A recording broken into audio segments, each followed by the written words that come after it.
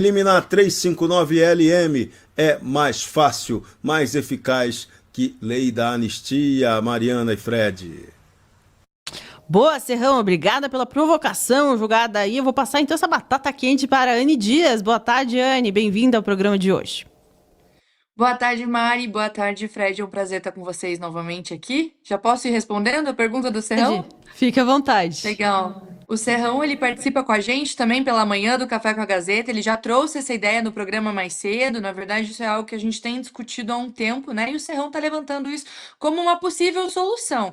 Então, agora, como a gente tem discutido aí quase que a semana inteira sobre a pauta da anistia, e muito foi falado hoje no programa, né? Sobre a nomeação do relator, esse relator governista que elogia Alexandre de Moraes e que diz que não se fala mais em anistia, o que ele quer falar em dosimetria, né? PL da dosimetria, isso para conseguir reduzir as penas. E como vocês bem defenderam, estava assistindo inclusive o início do programa, acho que foi uma das primeiras pautas que vocês estavam conversando, não tem que se falar em dosimetria, não faz o menor sentido. A anistia, que também não seria o certo, porque essas pessoas estão sendo condenadas por crimes que eles não conseguem configurar os critérios suficientes, seria o ideal. A anistia seria o ideal, já que essas condenações já existem, essas pessoas estão condenadas por crimes que não existem, né? Aí o Serrão, ele traz esse levantamento também defendido por outros juristas, que é a exclusão do artigo 359, inciso L e M, que são inclusive artigos sancionados durante o governo Bolsonaro, que são os artigos que tipificam ali o crime de abolição ao Estado Democrático de Direito e o crime de tentativa de golpe de Estado. No direito, existe um princípio de que quando você mexe na lei, né, seja criando uma nova legislação ou extinguindo, ele tem um efeito retroativo, ou seja, aquelas pessoas que cometeram o crime até antes da aplicação da lei, elas também são beneficiadas, se a alteração da legislação ela for beneficiar o réu, o que seria o caso. Então, é essa a proposta do Serrão.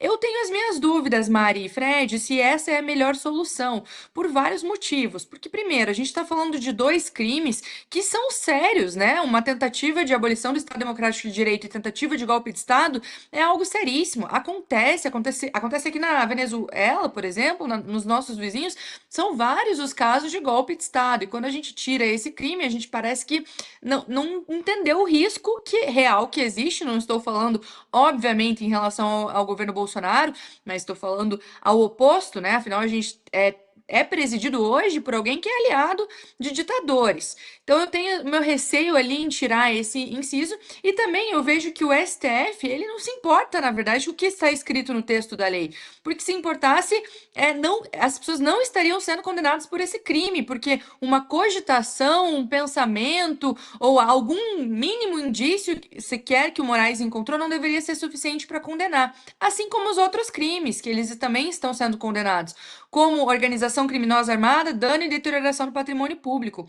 Não tem como configurar, não tem indícios suficientes para configurar todas essas pessoas nesses três outros crimes. Adiantou alguma coisa? Não adiantou de nada. O Moraes, ele inventa o crime, foi lá e condenou essas pessoas. Assim também, uma coisa que eu já repeti aqui no Sem Rodeios, como o crime de ataque à soberania e coação. Também não.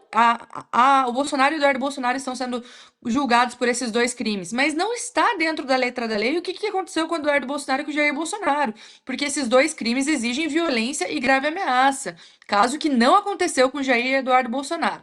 Ou seja, estou dizendo tudo isso para concluir que, na minha visão, eu acho que a remoção desses dois crimes da legislação não é uma solução, porque, primeiro, o STF não se importa com isso.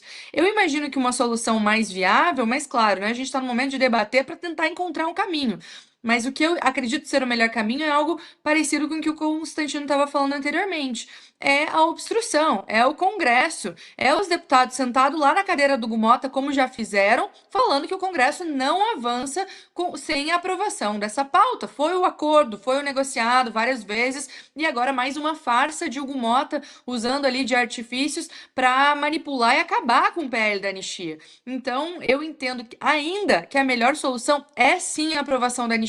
Isso porque a gente sabe que a gente tem quórum suficiente para aprovar. A gente viu acontecendo no início da semana 311 votos ao PL da anistia, né? Que se esperava que fosse PL da anistia, não PL da dosimetria.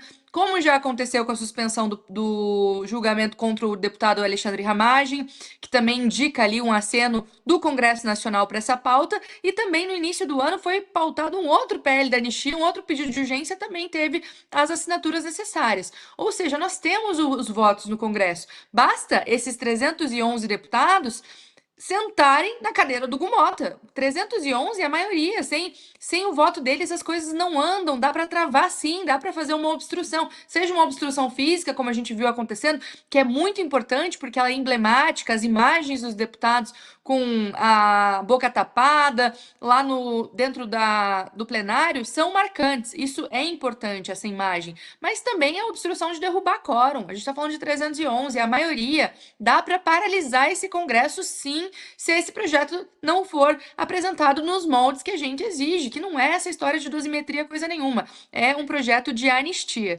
Então também estou curiosa para escutar a opinião dos nossos outros comentaristas sobre esse tema, mas na minha visão, a saída segue sendo, por enquanto, pelo Congresso Nacional, e não é alterando esses incisos, né, embora seja uma estratégia, mas sim insistindo na aprovação da anistia.